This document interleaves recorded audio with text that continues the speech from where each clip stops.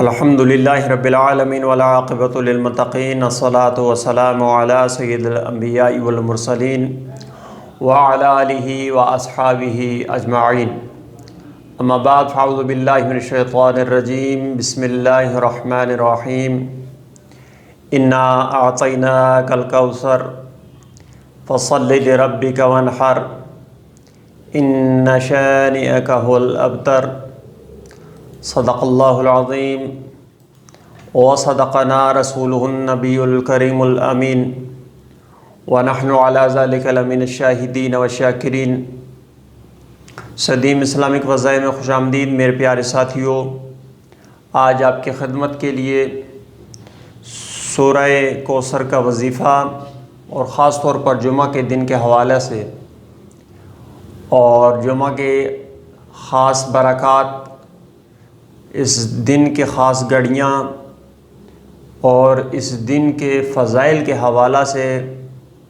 سورہ کوثر کا وظیفہ آپ کی خدمت میں پیش کروں گا۔ اس وظیفہ کو آپ کیجئے،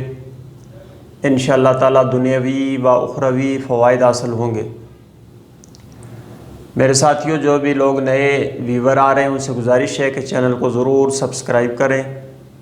ویڈیو کو لائک اور شیئر کریں تاکہ آپ کے لائک اور شیئر کرنے سے اگر کسی کا بھلا ہوتا ہے تو اس میں آپ کا بھی حصہ لگ جائے گا۔ میرے ساتھیوں، جیسا کہ آپ جانتے ہیں جمعۃ المبارک یہ دنوں کا سردار ہے، یہ ہفتے کے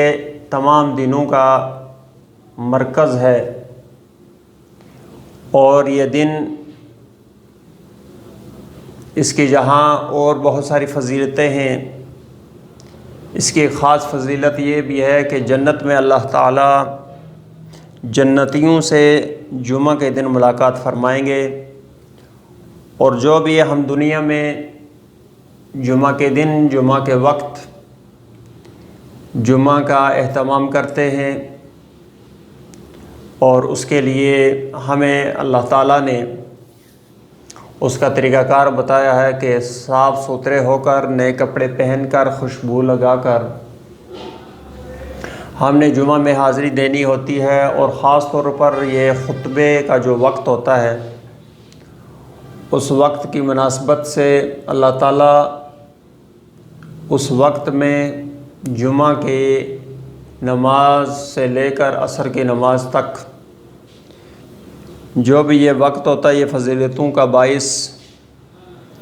تو اس وقت میں جو خطبہ دیا جاتا ہے جمعے کا تو یہ وقت مخصوص ہے اس وقت کے ساتھ جس وقت میں اللہ تعالیٰ جنتیوں کے ساتھ ملاقات کریں گے اور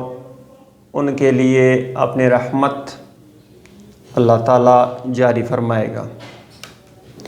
تو میرے ساتھیوں، اس جمعہ کی بابرکت گھڑیوں میں سورہ کوثر کا وظیفہ جمعہ کی نماز کے بعد سے لے کر مغرب تک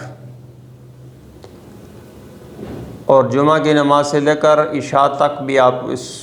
وظیفہ کو کر سکتے ہیں۔ بہت پیارا وظیفہ ہے یہ وظیفہ۔ سورہ کوثر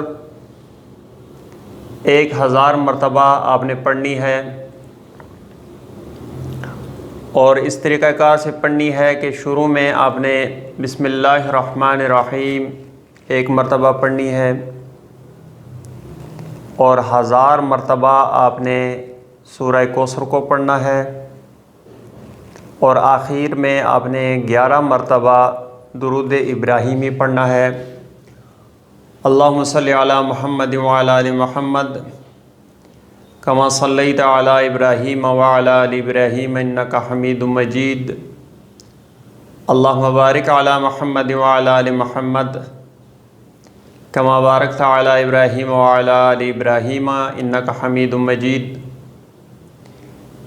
اس کے بعد آپ نے اپنی حاجت کے لیے، اپنی ضرورت کے لیے، اپنی پریشانی کے لیے اللہ تعالیٰ کے بارگاہ میں عرض کرنا ہے۔ تو ان بابرکت گھڑیوں میں